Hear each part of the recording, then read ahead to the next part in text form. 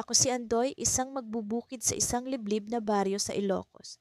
Sa bawat umaga, kasama ko ang aking matalik na kaibigan, si Pilo, sa pag-aararo ng lupa. Magkasama kami sa hirap at ginhawa at sa bawat tagumpay at kabiguan, kami nag-aalalay sa isa't isa. Ngunit dumating ang isang tagtuyot na tila walang katapusan na nagdulot ng matinding kagutuman sa aming baryo. Isang umaga habang naglalakad kami sa gilid ng palayan, sinabi ni Pilo ang isang bagay na hindi ko inaasahan. Andoy, kailangan natin magtulungan. Hati tayo sa ani, sabi niya habang nakangiti ngunit may halong pag-aalala sa mata. Hindi ko maialis sa isip ko ang posibilidad ng aming pag-aasa sa isa't isa, lalo na't pareho kaming umaasa sa ani para sa kabuhayan ng aming pamilya. Nagdesisyon kaming magpalitan ng ani. Ako ang magtatanim ng palay habang siya ang magtatanim ng mais. Kung magtagumpay ang isa, parehong makikinabang. Ngunit sa likod ng aming desisyon ay may takot na maaaring hindi namin inaamin sa isa't isa. Paano kung magkulang ang ani ng isa sa amin? Ano ang mangyayari sa aming pagkakaibigan? Habang lumilipas ang mga araw, nararamdaman ko ang bigat ng responsibilidad. Ang lupa na dati nagbibigay ng kasaganaan, ngayon ay tila naging kapalaran ng isang laro ng swerte. Sa bawat pagpatak ng ulan, kami umaasa. Ngunit sa tuwing ang araw ay naglalakbay sa kalangitan nang walang ulap, ang aming pag-asay tila nauupos. Isang gabi, habang nakaupo sa ilalim ng puno, narinig ko ang mga bulong ng hangin. Parang may sinasabi ito sa akin, ngunit hindi ko maintindihan. Nakaramdam ako ng kaba na hindi maipaliwanag. Sa kabila ng lahat, may nararamdaman akong misteryo na bumabalot sa aming baryo. Isang bagay na tila may galaw, ngunit hindi ko makita. Dumating ang araw na inaasahan namin. Ang ani ni Pilo ay masagana, habang ang sa akin ay kakarag-karag. Sa kabila ng kanyang tagumpay, naramdaman ko ang kanyang pag-aalala. Andoy, kukunin ko ang kalahati ng ani ko at ibibigay ko sa iyo, sabi niya habang hawak ang isang sako ng mais. Hindi ko mawari kung anong emosyon ang dapat kong ipakita.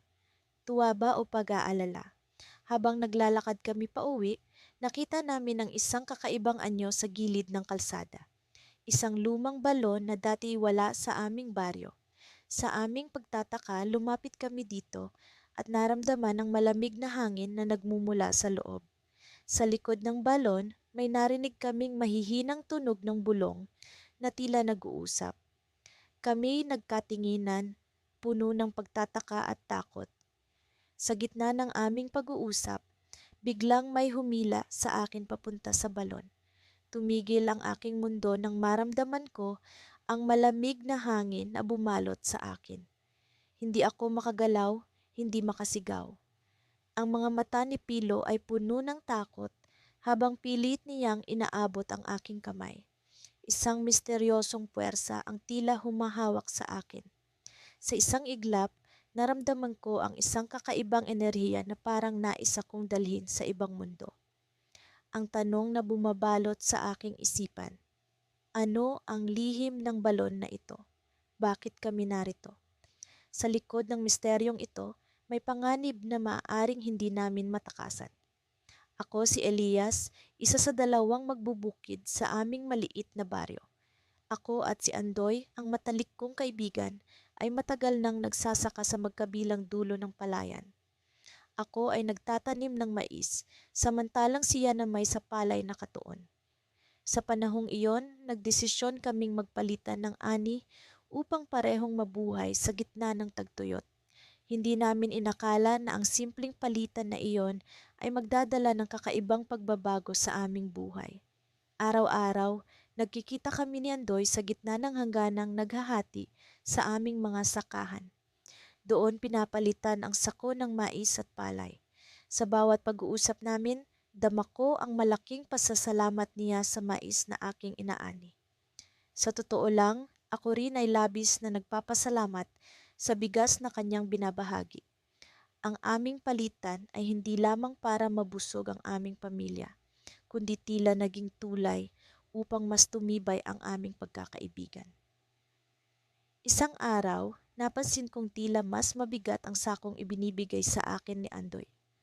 Pare, dinagdagan mo yata ang bigas ngayon, natatawa kong sabi. Ngumiti siya at umiwas ng tingin. Maliit na bagay, Elias. Alam kong may mga panahong kinakapos din kayo, kaya huwag ka nang magtaka. Napabuntong hininga ako. Salamat, Andoy, pero huwag kang mag-alala, may sapat pa naman kami. Ngunit ang totoo, nagsimula na akong magtanong sa sarili. Bakit parang mas malaki ang naibibigay niya kaysa sa akin? Sa kabila ng tagtuyot, paano siya nagkakaroon ng sobrang ani? Ang mga tanong na iyon ay nagpatuloy sa aking isipan, ngunit hindi ko pa rin siya magawang tanungin ng harapan. Ayokong masira ang tiwala sa pagitan namin. Isang gabi, habang ako'y nagbabantay sa kamalig, narinig kong nagkukwentuhan ang aking asawa at mga anak. Napakabuti talaga ni Andoy, ani ng aking asawa. Kung hindi dahil sa kanya, baka matagal na tayong nagutom. Napaisip ako, totoo, malaki ang naitutulong ni Andoy, pero dumarating din ang puntong parang ako'y naghihinanakit. Hindi ba dapat patas kami? Kung parehas kaming nagsasakripisyo, bakit tila mas marami siyang naibibigay? Dahil sa gumugulong na mga tanong sa isipan ko, nagdesisyon akong alamin ang sikreto ni Andoy. Kinabukasan matapos ang aming palitan, sinundan ko siya ng palihim habang bitbit niya ang sako ng mais pabalik sa kanilang bahay. Sinigurado kong hindi niya ako mapapansin, kaya nanatili akong nasa likod ng mga punong kahoy, hanggang sa makarating siya sa isang maliit na kubo malapit sa ilog. Dahil sa aking pagtataka, napalapit ako ng kaunti upang masilip ang ginagawa niya. Doon ko nakita ang isang bagay na nagpahinto sa aking hininga. Si Andoy, sa kabila ng hirap ng panahon, ay may lihim na taniman sa gilid ng ilog. Ang taniman ay puno ng luntiang palay, masisigla ang mga dahon, at tila hindi tinamaan ng tagtuyot. Napansin kong may mga tapayan sa tabi, na puno ng tubig galing sa ilog. Sinalok niya ang tubig at isa-isang dinilig ang mga pananim. Hindi ko alam kung ano ang mararamdaman ko. Sa isang banda, humanga ako sa kanyang tiyaga at diskarte. Sa kabila ng tagtuyot sa baryo, nakahanap siya ng paraan upang makapagpatuloy sa pagsasaka. Ngunit sa kabilang banda, parang may kurot sa aking damdamin. Bakit hindi niya sinabi sa akin? Kaibigan niya ako. Hindi ba't dapat nagkasundo kami sa lahat ng bagay? Umuwi akong balisa. Hindi ko alam kung dapat ko bang kausapin si Andoy tungkol sa aking nakita. Nang sumunod na araw, nagkita kami sa parehong hangganan. Ngumiti siya sa akin, tulad ng dati, pero tila may bigat sa kanyang mga mata na hindi ko napansin noon. Pare, napansin kong parang tahimik ka ngayon. May problema ba? Tanong niya. Wala naman, Andoy. Sagot ko, pilit na ngumingiti. Pagod lang siguro. Gusto ko sanang sabihin ang tungkol sa nakita ko, ngunit hindi ko magawa. Hindi ko alam kung bakit, pero parang may pumipigil sa akin. Siguro'y ayaw kong masira ang aming samahan. Ngunit sa oras na iyon, tila naramdaman ni Andoy ang aking pag-aalinlangan. Elias, biglang sabi niya, may kailangan akong aminin sa'yo. Napatingin ako sa kanya, naghihintay sa kanyang sasabihin. Alam kong matagal mo nang gustong itanong kung saan ako kumukuha ng sobrang ani, patuloy niya. At alam kong hindi ko ito nasabi agad dahil natatakot akong husgahan mo. Pero may dahilan ako. Napalunok ako. Sa wakas lalabas na rin ang katotohanan. Ngunit bago pa siya makapagsalita ng buo, biglang may dumating na lalaking hindi ko kilala. Nakasakay siya sa kabayo at mukhang galing sa bayan. Andoy! Sigaw ng lalaki. Narito na ang utos mula sa may-ari ng lupa sa tabi ng ilog. Kinakailangan mo nang lisanin iyon. Natigilan ako. May-ari ng lupa? Hindi pala kay Andoy ang taniman? Sa puntong iyon, parang biglang gumuho ang mundo niya. At ako, hindi ko pa rin alam kung paano siya tutulungan sa harap ng bagong problemang ito. Ang hangin ng umaga ay tila may bahid ng pag-asa. habang kami ni Thomas ay nagkakasama sa gilid ng aming mga lupain. Ang bawat hakbang ay sinasamahan ng mga alaala ng pag-uusap at pagtutulungan. Hindi ko maikakaila ang kaba sa aking dibdib habang iniisip kung paano namin malalampasan ang darating na panahon. Sa kabila ng mga hamon, dama ko ang tiwala at pagkakaibigan na bumabalot sa amin. Naisip ko lang, kaibigan, wika ni Tomas habang inaayos ang kanyang sombrero sa ilalim ng sikat ng araw. Ano kaya kung subukan nating palitan ng ilan sa ating mga ani? Iba't ibang uri ng pananim ang meron tayo. Marahil mas magiging kapaki-pakinabang ito. Napatingin ako sa kanya, iniisip ang kanyang mungkahi. Ang aking mga taniman ay puno ng palay habang sa kanya naman ay mga gulay. Sa pagbabago ng panahon, hindi palaging sapat ang ani para sa aming pamilya. Bawat taon ay may pag-aalala kung paano namin mapapakain ang aming mga anak. Ang mungkahi ni Thomas ay tila isang sinag ng liwanag sa gitna ng madilim na ulap ng pag-aalinlangan. Sige, subukan natin, sagot ko. Palitan natin ang ating ani at tingnan kung paano ito makatutulong sa atin ngayong tag-init. Agad naming sinimulan ang palitan. Sa bawat pag-ani ng palay at gulay, dama ko ang kaginhawaan na dulot ng pagkakaroon ng iba't ibang pagkain sa aming hapag. Ang mga gulay ni Thomas ay nagbigay ng kulay at sustansya sa aming mga pagkain, habang ang palay ko naman ay nagsilbing batayan ng kanilang kanin. Sa bawat hapunan, napansin ko ang saya sa mukha ng aking pamilya at alam kong iyon din ang nararamdaman ni Thomas sa kanyang tahanan. Isang araw, habang abala sa pagtatanim ng bagong buto, bigla kong naisip na tila may kakaibang nangyayari sa lupa. Ang dati matabang bahagi ng lupain ay naging mas mataba pa. Sa aking pagtataka, napansin ko rin na ang mga gulay ay mabilis na lumalaki at tila mas madami kaysa dati. Ito ay isang magandang pangitain para sa aming dalawa. Kaibigan, tingnan mo ito, tawag ko kay Thomas habang ipinapakita ang mga bagong sibol na halaman. Mukhang ang palitan natin ay nagdulot ng masaganang ani. Ang lupa ay tila nagiging mas buhay. Napangiti si Tomas habang tinitingnan ang kanyang lupain.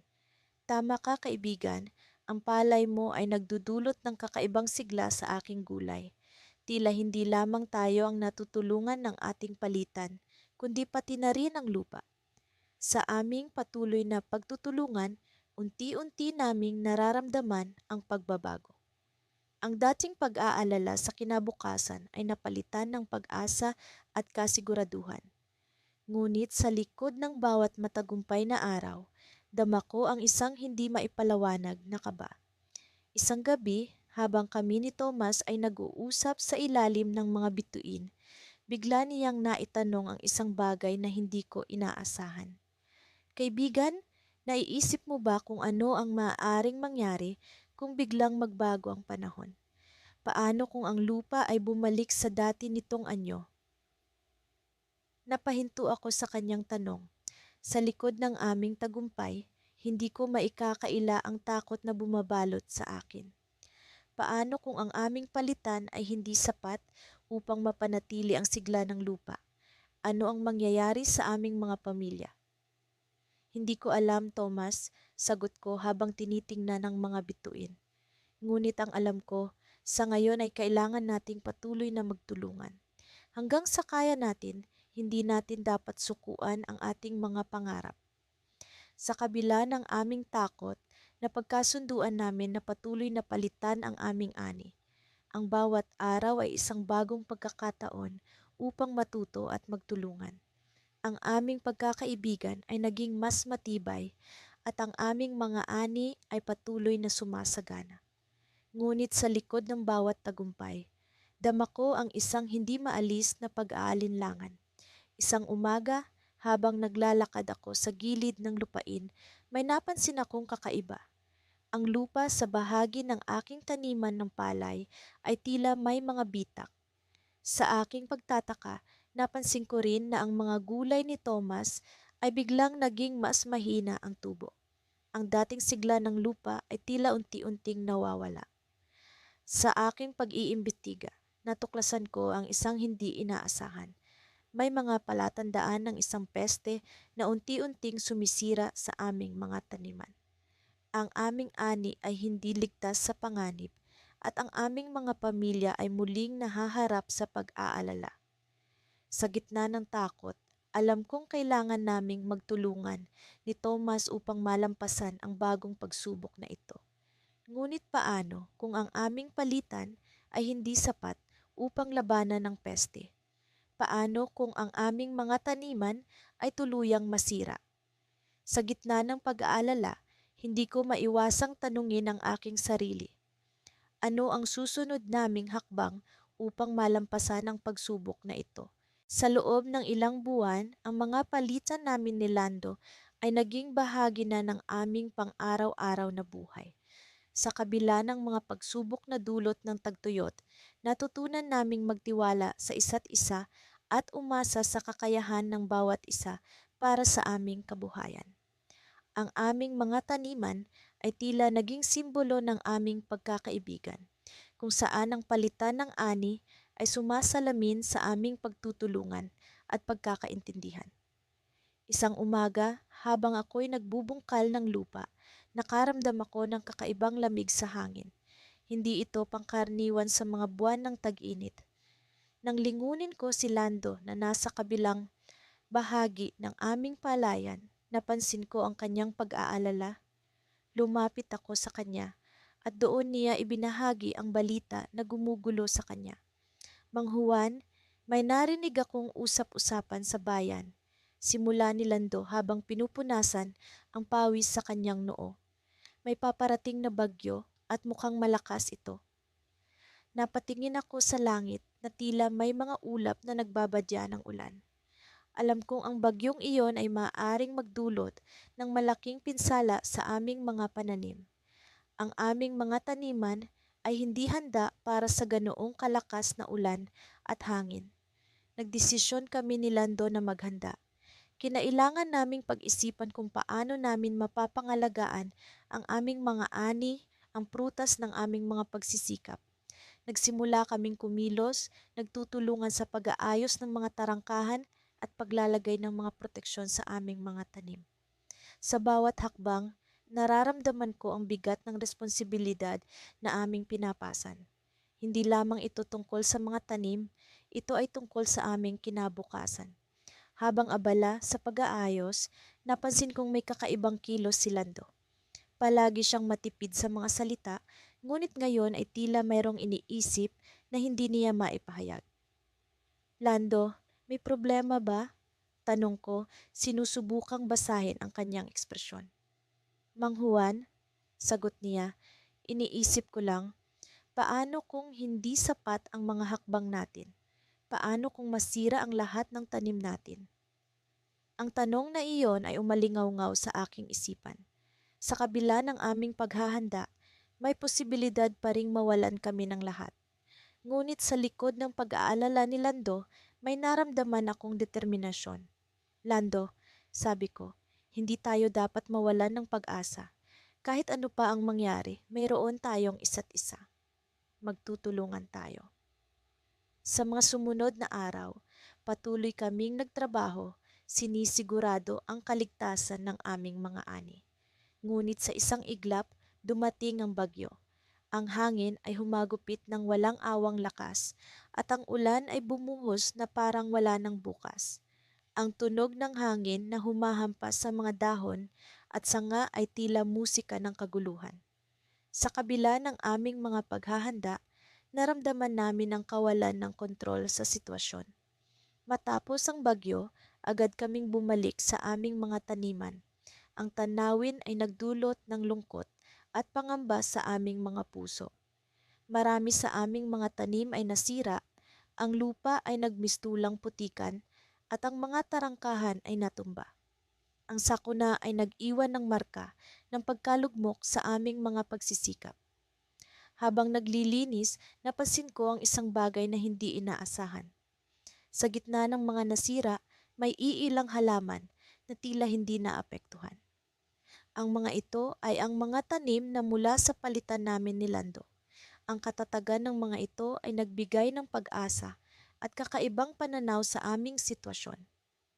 Lando, tingnan mo ito, tawag ko, habang tinuturo ang mga tanim na nanatiling buo. Ang mga ito, ang mga tanim na mula sa palitan natin, tila mas matibay.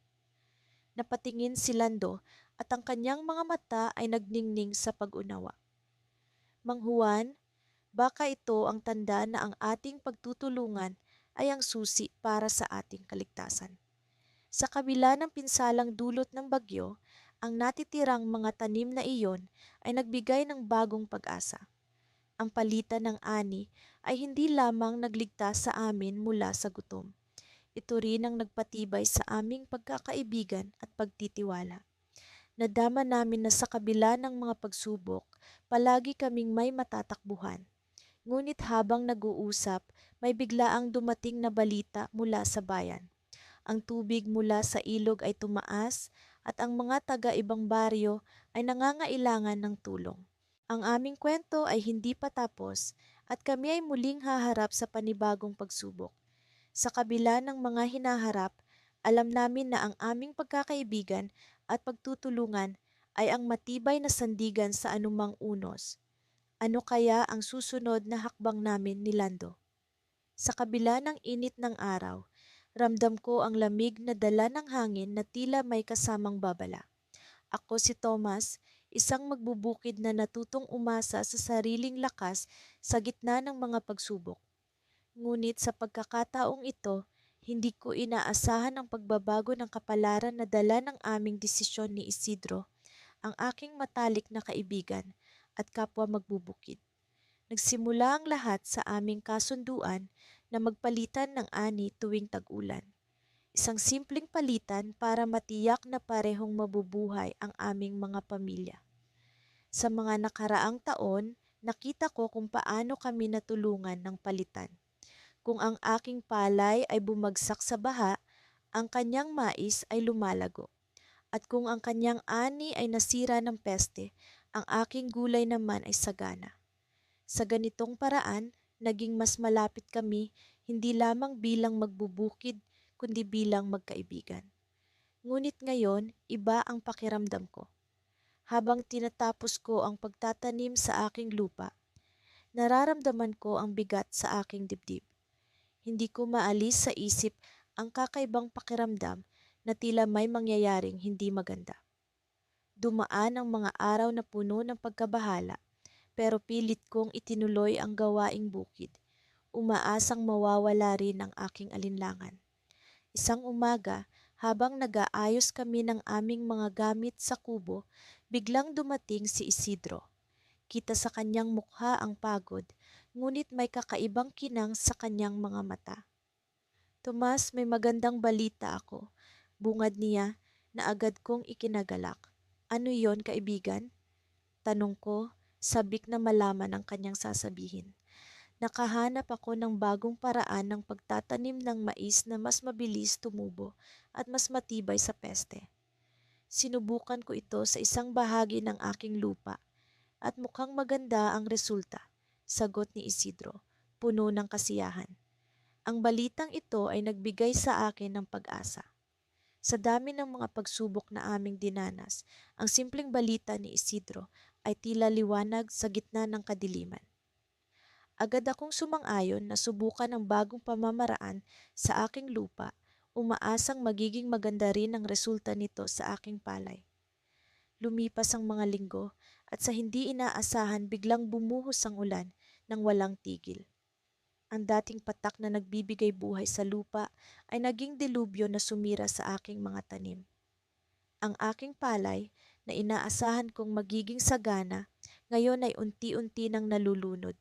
Sa gitna ng aking pangamba, naisip ko si Isidro at ang kanyang bagong pamamaraan sa pagtatanim ng mais. Umaasa ako na sa kabila ng ulan, magiging matibay ang kanyang ani. Ngunit isang gabi, biglang kumatok si Isidro sa aking pintuan. Basang-basa sa ulan at tila may dala-dalang mabigat na balita. Tomas, kailangan natin mag-usap, sabi niya, puno ng pag-aalala. Agad akong tumayo at pinapasok siya sa loob. Ano nangyari, Isidro? Ang mais mo ba? Tanong ko, hindi makapaniwala sa aking iniisip. Hindi siya agad nakasagot. Kita ko sa kanyang mga mata ang kaba at takot. Thomas, hindi ko alam kung paano nangyari ang bagong pamamaraan. Hindi ito umubra sa bagyo. Lahat ng mais ko nasira. Sabi niya, halos hindi makatingin sa akin.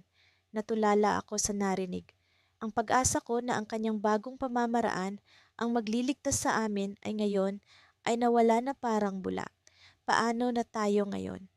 Pareho tayong wala ng ani, bulong ko, hindi makapaniwala sa bigat ng sitwasyon.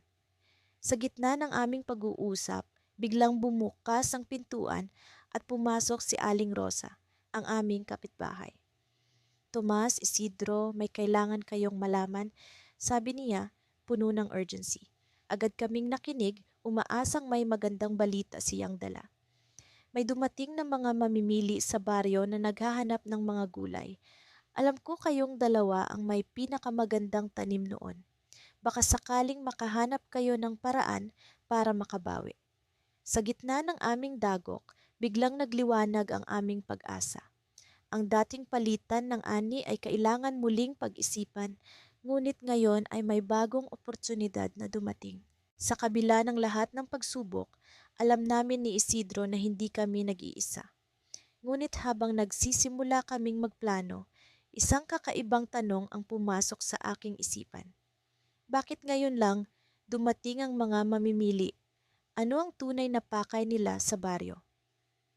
Sa pag-iisip kong ito, naramdaman ko ang kakaibang pag-aalinlangan. Sa likod ng bagong pag-asa, may bumabalot na misteryo na tila nagbibigay babala. Sa aming pagsusumikap na makabangon, may kapalaran na hindi pa namin nalalaman. Sa gitna ng lahat, ang aming pagkakaibigan at pagtutulungan ang magiging susi sa aming kaligtasan. Ngunit sa anong halaga? Sa mga nakaraang linggo, ramdam ko ang pagod na bumabalot sa aking katawan tuwing umaga. Ang mga palad ko'y tila hindi na nawawala ang mga kalyo mula sa pagbungkal ng lupa, ngunit ang bawat pagod ay may halong pag-asa at determinasyon. Sa kabila ng mga pagsubok, ang pagkakaibigan namin ni Lino ay patuloy na nagiging inspirasyon sa akin. Kami magkaibang magbubukid, ngunit sa hirap ng buhay, natutunan naming magpalitan ng ani upang kapwa makatawid sa mga gutom na araw. Isang umaga habang nagbibilang ako ng mga butil ng palay, narinig ko si Lino na tinatawag ako mula sa kabilang linya ng aming mga tanim. Pare, tingnan mo ito. Nagtaka ako sa kanyang sigla kaya't agad kong nilapitan siya. Sa kanyang mga kamay ay isang bungkos ng mga matamis na mais na tila kumikinang sa ilalim ng sikat ng araw. Naku, ang ganda ng ani mo, Lino, sabi ko, hindi maikakaila ang aking tuwa para sa kaibigan. Ang mais ay simbolo ng kanyang pagsisikap, isang bunga ng walang pagod na pag-aalaga at pagtitiyaga. Sigurado akong magiging masagana ang ani mo ngayong taon. Ngunit sa kabila ng saya sa kanyang mukha, may tila kumikitang pag-aalala sa kanyang mga mata. Oo nga pare, pero parang may kakaiba sa mga mais na ito. Parang masyado silang matamis at hindi ko alam kung normal ito. Nagbiro ako. Baka naman may sumobra ka sa abono. Ha? Ngunit sa loob-loob ko, alam kong may seryoso siyang iniisip. Tulad ko, sinisiguro niyang ang lahat ng aspeto ng kanyang pagtatanim ay maayos mula sa lupa hanggang sa pag-aalaga sa mga halaman. Sa araw ding iyon, nagdesisyon kaming magpalitan ng ani. Ang palay ko'y kapalit ng kanyang mais tulad ng dati naming ginagawa tuwing may pangangailangan sa isa't isa. Ang palay ko'y magiging bigas na pantawid gutom para sa kanyang pamilya, habang ang mais niya ay magiging bagong produkto na maibebenta ko sa palengke. Nang kami nagkita muli sa aming tagpuan, dala ko ang sako ng palay, habang si Lino ay may dalang mga bungkos ng mais. Sana'y makatulong ang palay na ito sa inyo, pare, sabi ko habang inaabot sa kanya ang sako. Sa kanyang ngiti Alam kong malaking bagay ito para sa kanyang pamilya. Ngunit bago pa man namin maipagpalit ang aming ani, may dumating na isang matandang babae na tila naglalakad mula sa kung saan. Mga iho, sabi niya, naririnig ko ang usapan ninyo. Ang mais na hawak mo, Lino, ay may kakaibang kapalaran. Nagulat kami sa kanyang presensya. Hindi namin siya kilala, ngunit ang kanyang boses ay puno ng misteryo at katiyakan. Ano pong ibig ninyong sabihin? Tanong ni Lino, may halong kaba at kuryosidad. Ang mais na yan ay hindi basta-basta, patuloy ng matanda. Ang tamis na nararamdaman mo ay hindi lamang sa panlasa. Ito ay nagsisilbing tanda ng isang darating na magbabago sa inyong buhay. Nagkatinginan kami ni Lino, kapwa hindi makapaniwala sa naririnig. Ang matanda'y tila may alam na hindi namin maipaliwanag at ang kanyang mga matay puno ng karunungan na parang naglalakbay mula sa ibang panahon. Sa kabila ng pag-aalinlangan, naramdaman ko ang kakaibang katotohanan sa kanyang mga salita. Ano pong ibig ninyong sabihin? Anong klasing pagbabago? Tanong ko, puno ng pag-aasam na maintindihan ng lahat. Ngunit ang matanda'y ngumiti lamang at nagpatuloy sa kanyang paglalakad. Iniwan kami na puno ng tanong at pag-aalinlangan.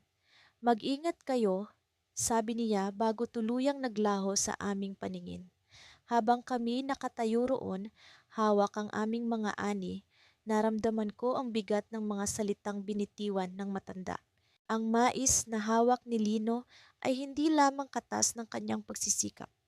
Ito ay tila isang pahiwatig ng darating na kapalaran na hindi namin lubos na naiintindihan. Nagpasya kaming ipagpatuloy ang aming plano, ngunit sa aming mga puso ay naroon ang pangamba at kuryosidad sa kung ano ang maaaring mangyari.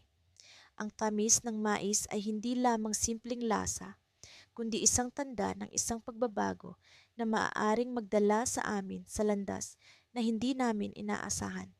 At sa araw na iyon, habang ang araw ay unti-unting lumulubog sa kanluran, naiwan kaming magkaibigan na puno ng tanong sa aming isipan. Ano nga ba ang kapalaran na dala ng mais na iyon? At paano ito makakaapekto sa aming buhay? Ang pag-aalinlangan ay bumabalot sa aming puso, ngunit ang tiwala sa isa't isa ay hindi nagbabago. Sa paglipas ng oras, alam namin na ang kasagutan ay darating sa panahon na hindi namin inaasahan. Sa kabila ng matinding init ng araw, patuloy ang aking pagsusumikap sa bukirin. Ako si Pedro, isa sa dalawang magbubukid sa aming baryo. Sa kabila ng hirap ng buhay, may isang bagay na hindi ko maitatanggi, ang pagkakaibigan namin ni Juan. Simula pa noong kabataan namin, palagi kaming nagtutulungan, lalo na sa panahon ng pag-aani. Sa taon na ito, ang tanim kong palay ay hindi kasing ganda ng inaasahan. Samantalang si Juan naman ay nagkaroon ng masaganang ani ng mais. Isang umaga, habang nakaupo ako sa ilalim ng puno ng mangga, lumapit sa akin si Juan. Pedro, alam kong hirap ang ani mo ngayong taon. Paano kung magpalitan tayo ng ani? Kalahati ng palay mo, kalahati ng mais ko. Alok ni Juan na may ngiti sa kanyang mukha. Hindi ko alam kung paano ko siya pasasalamatan. Sa aming palitan, parehong nabawasan ang aming alalahanin. Alam naming ang palay at mais ay parehong mahalaga sa aming mga pamilya at ang palitan ay tiyak na makakapagligtas sa aming gutom sa darating na mga buwan. Habang abala kami sa pag-aayos ng mga ani, napansin ko ang isang bagay na hindi pangkaraniwan. Isang bahagi ng mais ni Juan ay tila nasisira na para bang may mga insekto na umaatake dito. Juan, tingnan mo ito. Mukhang may problema ang ilan sa mais mo, sabi ko sa kanya habang tinitingnan ang mga butil. Nag-aalala si Juan at agad kaming nagdesisyon na suriin ang sitwasyon. Sa aming pagsusuri, nalaman naming ang peste ay hindi lamang sa mais, kundi pati na rin sa palay. Ang aming desisyon na magpalitan ng ani ay tila nagkaroon ng hindi inaasahang pagsubok. Kinailangan naming mag-isip ng paraan Upang malampasan ang problemang ito, agad kaming nagpunta sa bayan upang humingi ng tulong mula sa mga eksperto sa agrikultura. Doon namin nalaman ang tungkol sa isang uri ng pamahid na makakatulong upang mapuksa ang mga peste. Ngunit may isang malaking problema. Ang pamahid ay mahal. Kinailangan naming mag-ipon at humingi ng tulong mula sa aming mga kaibigan at pamilya. Bawat gabi, habang ang buong baryo ay natutulog, kami ni Juan ay nagtatrabaho upang iligtas ang aming mga ani. Pinapahid namin ang solusyon sa palay at mais, umaasang gagaling ang mga ito. Sa paglipas ng mga araw, unti-unting bumabalik ang sigla ng aming mga tanim. Naramdaman naming pareho na may pag-asa pa. Subalit, isang gabi, habang abala kami sa bukirin, may narinig kaming kakaibang ingay. Para bang may gumagalaw sa loob ng mga tanim. Nagmamadali kaming pumunta roon upang tingnan kung ano ang nangyayari. Sa gitna ng kadiliman, nakita namin ang isang grupo ng mga tao na tila may balak na masama. Sila ay may daladalang mga kagamitan na pangsira ng tanim. Ang aming mga puso ay kumabog sa kaba. Ito ba ang dahilan kung bakit nasisira ang aming ani? Nagmadali kaming tumakbo pabalik sa bahay ni Juan upang magplano kung paano namin haharapin ang sitwasyong ito. Alam naming hindi kami pwedeng magpadalos-dalos. Kinailangan naming maging matalino sa aming gagawin. Sa gitna ng aming pag-uusap, napansin namin ang isang kakaibang bagay. Ang isa sa mga tao sa grupo ay tila pamilyar. Ang kanyang mukha, kahit natatakpan ng maskara, ay hindi ko malilimutan. Juan, parang kilala ko ang isa sa kanila, sabi ko. Hindi ba siya si Thomas, ang magbubukid sa kabilang bayan? Bakit siya nandito? Agad na umusbong ang takot sa aming mga puso. Alam namin ang galit ni Thomas sa amin. Matagal na siyang naiinggit sa kasaganahan ng aming ani at nagkaroon kami ng alitan sa nakaraan. Ngunit hindi namin inaasahang aabot siya sa ganitong punto. Pedro, kailangan nating kumilos bago pa nila tuluyang masira ang lahat ng ating pinaghirapan. Paalala ni Juan. Sa gabing iyon, nagdesisyon kaming humingi ng tulong sa kapitan ng baryo. Ipinahayag namin ang aming natuklasan, umaasang tutulungan kami ng mga tao. Ang susunod na mga araw ay puno ng tensyon at pag-aalala. Hindi namin alam kung ano ang mangyayari. Ngunit sa kabila ng takot, isang bagay ang hindi namin malilimutan, ang aming pagkakaibigan. Sa bawat pagsubok na dinaranas namin, alam namin na may isa kaming maasahan. Ngunit ang tanong, sapat ba ang pagiging magkaibigan upang malampasan ang panganib na dala ni Thomas at ng kanyang grupo? Sa gitna ng aming pag-aalala, may dumating na hindi inaasahang bisita sa aming bukirin. Isang tao mula sa bayan na may daladalang balita. Nagulat kami sa kanyang sinabi. May paparating na bagyo at ito ay mas malakas kaysa sa dati. Kailangan niyo ng maghanda.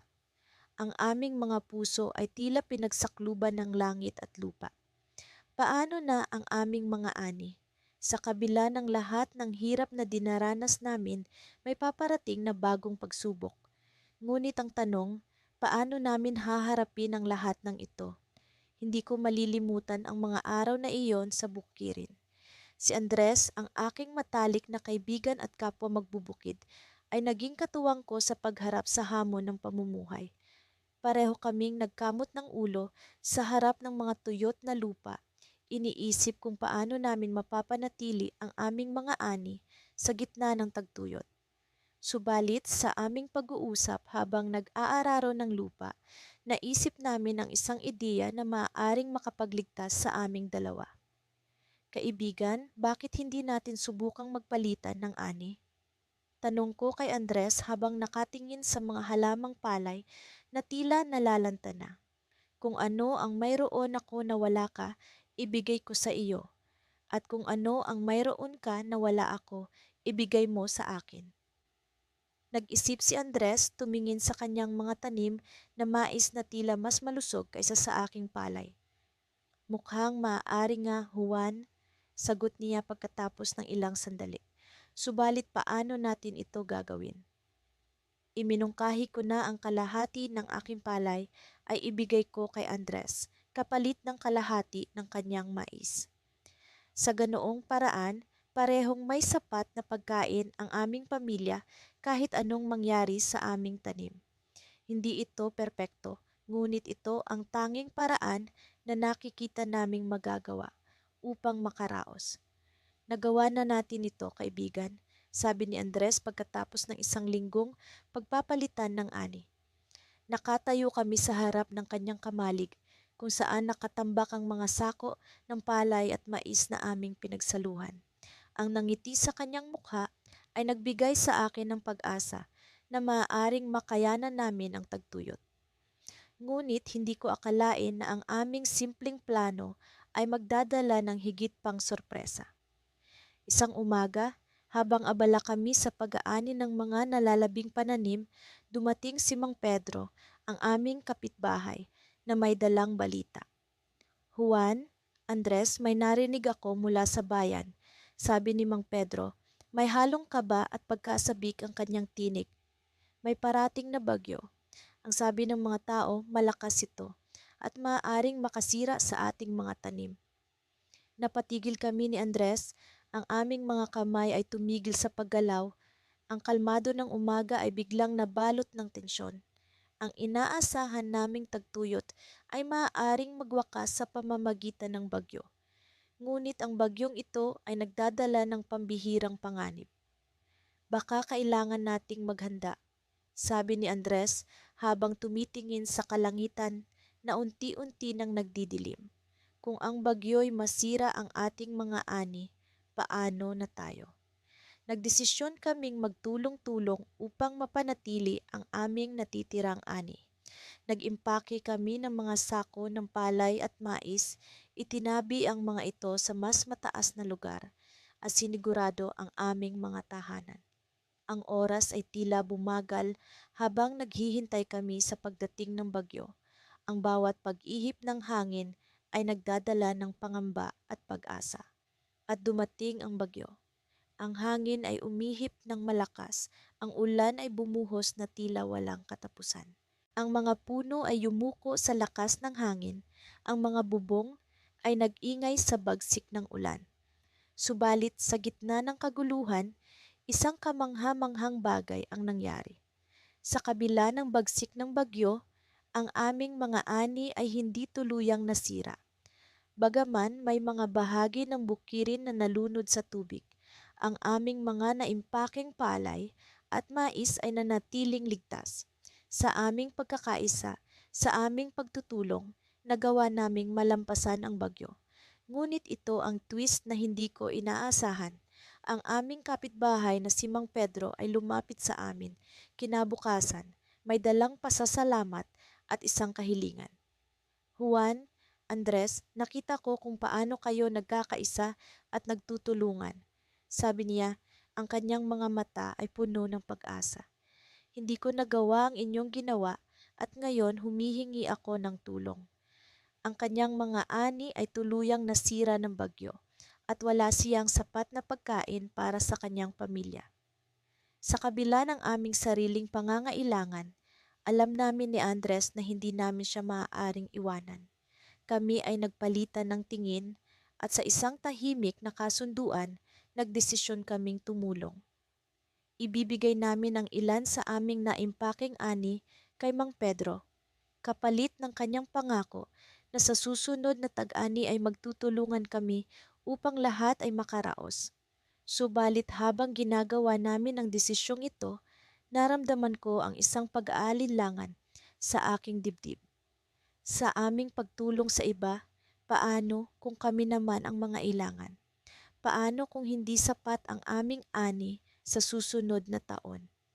Sa kabila ng pag-aalinlangan, alam ko na ang aming pagkakaisa at pagtutulungan ang magdadala sa amin sa kabila ng kahit anong pagsubok. Ngunit ang tanong ay nanatiling nakabitin sa hangin. Sa aming pagkamapagbigay, paano kung kami ang maging biktima ng susunod na bagyo ng buhay? Sa pagsapit ng umaga, nagising ako sa tunog ng mga ibon na nag-aawitan sa labas ng aming kubo. Masarap ang simoy ng hangin at sa kabila ng pagod sa pagtatrabaho, magdamag, ramdam ko ang bagong pag-asa sa araw na ito. Muli kong sinulyapan si Andres, ang aking matalik na kaibigan at kapwa magbubukid na natutulog pa sa kanyang banig. Naisip kong siya ang nagsilbing inspirasyon sa akin sa kabila ng mga pagsubok na aming pinagdaanan. Noong nakaraang taon, nakaranas kami ng matinding tagtuyot. Halos wala na kaming maani sa aming mga bukirin. Sa kabila ng kahirapan, hindi namin hinayaan na mawala ang pag-asa. Nagdesisyon kaming magpalitan ng ani. Ako'y nagtanim ng mga gulay, samantalang si Andres naman ay nag-alaga ng mga palay. Sa ganitong paraan, pareho kaming may makakain at maibebenta sa pamilihan. Sa simula'y tila isang simpleng plano lamang, ngunit ito ang naging susi sa aming kaligtasan. Sa araw na ito, nakatakda kaming magpalitan ng ani. Ang aking mga talong, kamatis, at sitaw ay handa ng ipagpalit sa mga palay ni Andres. Habang hinahanda ko ang aking mga gulay, iniisip ko ang lalim ng aming pagkakaibigan. Sa mata ng karamihan, kami simpleng magbubukid lamang, ngunit sa aming puso, kami mga mandirigma na lumalaban para sa aming mga pamilya. Gising na, Andres, tawag ko sa kanya. Unti-unti siyang bumangon, minamasdan ang paligid na tila nag-iisip ng malalim. Handa ka na ba para sa pagpalit ng ani? Tanong ko, sabay ng ngiti sa kanya. Ngumiti siya pabalik, ngunit sa likod ng kanyang mga mata, natanaw ko ang tila bahagyang pag-aalala. Oo, handa na ako, sagot niya, pero may isang bagay akong nais ipaalam sa iyo, kaibigan. Nagtaka ako sa kanyang sinabi. Sa halos buong taon na magkasama kami, ni minsan hindi siya nagpakita ng alinlangan. Ano yon? Tanong ko, habang naglalakad kami patungo sa aming mga taniman. Habang naglalakad, nagsimula siyang magkwento. May isang tao na lumapit sa akin kahapon, isang mayamang negosyante, simula niya. Nag-alok siya na bilhin ang lahat ng aking palay sa mas mataas na halaga kaysa sa pamilihan. Napahinto ako sa paglalakad. Ano ang ginawa mo? Tanong ko, hindi makapaniwala sa aking narinig. Sa kabila ng aming kasunduan, nagkaroon ng pagkakataon na mabago ang aming kapalaran. Ipinagpaliban ko ang desisyon, sabi ni Andres. Hindi ko kayang ipagpalit ang ating pagkakaibigan sa pera, ngunit iniisip ko rin ang kinabukasan ng aking pamilya, at ang alok ay tila isang pagkakataon na mahirap tanggihan. Pinag-isipan ko ang kanyang sitwasyon. Pareho kaming nangangailangan ng pangmatagalang solusyon sa aming mga problema. Ang alok na iyon ay maaaring magbigay sa kanya ng pag-asa para sa kinabukasan, ngunit sa kabilang banda, nangangahulugan ito ng pagtatapos sa aming kasunduan. Naiintindihan kita, Andres, sambit ko, pilit na hinahanap ang tamang mga salita. Ngunit ako'y naniniwala na hindi natin dapat isakripisyo ang ating pinagsamahan. Sa halip, bakit hindi natin pag-isipan ng mas makabubuting paraan para tayong dalawa ay makinabang? Muli kaming naglakad patungo sa mga taniman. Habang naglalakad, naisip ko na ang aming sitwasyon ay hindi lamang tungkol sa palay at gulay. Ito ay tungkol sa tiwala, pagkakaibigan, at ang kakayahan naming manatiling matatag sa kabila ng mga pagsubok. Nang makarating kami sa bukid, bigla kong napansin ang kakaibang paggalaw sa mga palay ni Andres.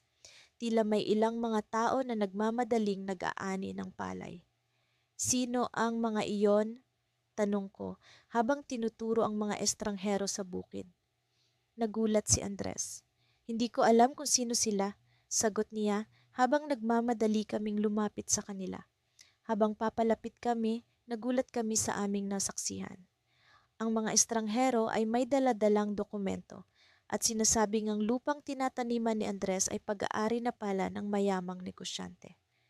Sa kabila ng kanyang pag-aalinlangan, tila may lihim na kasunduan ang naganap na hindi niya alam.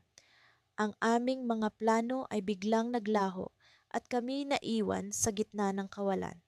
Ngunit sa kabila ng lahat, sa aming mga puso ay nanatiling buo ang aming pagkakaibigan.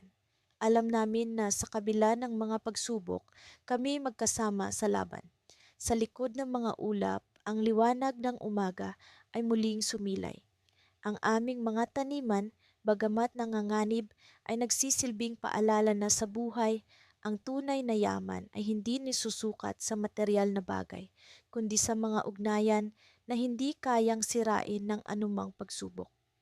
Ngunit ang tanong sa aming isipan ay nananatili. Paano namin malalampasan ang bagong hamon na ito? Sa kabila ng mga unos na dumaan, kami ni Andres ay sa wakas nakahanap ng paraan upang mapanatili ang aming buhay sa simpleng palitan ng ani. Ang kanyang mga palay at ang aking mga gulay ay nagsilbing daan upang kami makatawid sa bawat gutom na araw. Subalit sa likod ng bawat tagumpay, may mga lihim na hindi ko inaasahang makakaharap ko sa aming tahimik na pamumuhay.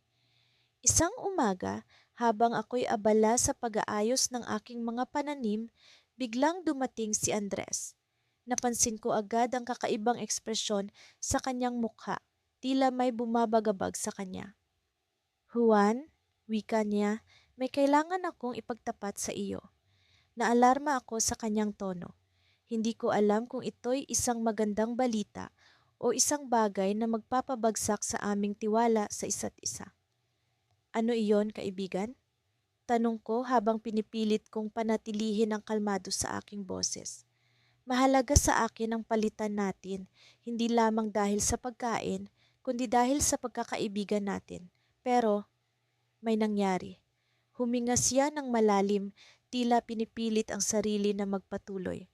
Isang gabi, may isang estranghero ang dumating sa aking tahanan. Nagpakilala siya bilang isang mangangalakal mula sa bayan. Nag-alok siya ng malaking halaga kapalit ng lahat ng aking ani. Nagulat ako sa kanyang kwento. Ano ang ginawa mo? Tanong ko, pilit na iniintindi ang maaaring maging epekto nito sa amin. Tinanggihan ko siya noong una, sagot ni Andres, pero nagpumilit siya. Sinabi niyang ang kanyang alok ay hindi lamang para sa aking ani, kundi para sa seguridad ng aking pamilya. Alam mo, Juan, malapit na ang tag-ulan.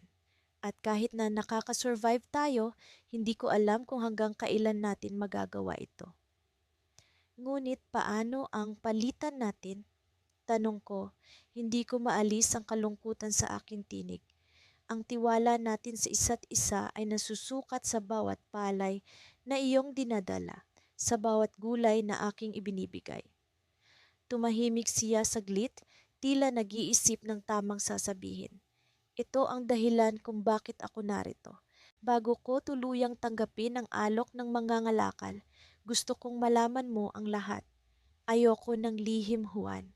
Pero kung tatanggapin ko ito, nangangahulugan na mawawala ang palitan natin sa loob ng ilang linggo. Hindi ko alam kung paano kita matutulungan sa mga panahong iyon. Ang kanyang boses ay puno ng pagsisisi at sa kabila ng kanyang sitwasyon, naramdaman ko ang kanyang sinseridad. Nauunawaan ko ang kanyang kalagayan, ngunit hindi ko maikakaila ang panghihinayang sa posibilidad ng pagkawala ng aming palitan. Bakit hindi mo siya tanggihan? Tanong ko, bagamat alam ko na ang sagot. Ang pangangailangan ng kanyang pamilya ay higit pa sa aming kasalukuyang sitwasyon. Juan, ang alok niya ay isang pagkakataong bihirang dumating.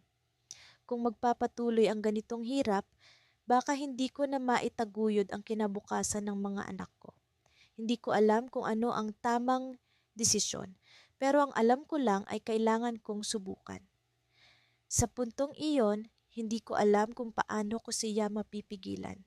Nauunawaan ko ang kanyang dahilan, ngunit ang ideya ng pagkawala ng aming palitan ay nagdulot ng takot sa akin. Paano ko haharapin ang susunod na mga araw na wala ang kanyang suporta? Nagpasya akong ibigay sa kanya ang aking pagsang-ayon kahit na ang puso ko'y puno ng pag-aalinlangan. Andres, kung ito ang makakabuti para sa iyong pamilya, susuportahan kita. Pero sana, huwag mong kalimutan ang ating pagkakaibigan. Hindi ako mawawala dito sa oras na kailangan mo ako. Nagpasalamat siya at sa kanyang mga mata nakita ko ang pag-asa at pasasalamat. Sa kabila ng mga pagsubok, pinili niya ang landas na sa tingin niya ay makakabuti sa kanyang pamilya. Habang lumilisan si Andres, iniwan niya ako ng pangako na babalik siya sa oras na magawa niya ang kanyang plano. Nagpatuloy ako sa pag-aalaga ng aking mga gulay, pilit na pinag-iisipan ang susunod na hakbang. Sa gitna ng aking pagninilay, biglang narinig ko ang tunog ng mga yabag mula sa likuran. Hindi ko inaasahan ang bisita, ngunit nang lumingon ako, nakita ko ang isang pamilyar na mukha, ang mga ngalakal na binanggit ni Andres. Ngumiti siya sa akin, puno ng kumpiyansa. Juan, may alok din ako para sa iyo, sabi niya, katulad ng sa kaibigan mong si Andres. Pero alam mo ba kung ano ang mas nakakaakit? Ang lihim na hindi niya sinasabi sa iyo. Sa kanyang mga mata, natanaw ko ang isang bagay na hindi ko inaasahan. Isang lihim na maaaring makapagpabago sa aming kapalaran.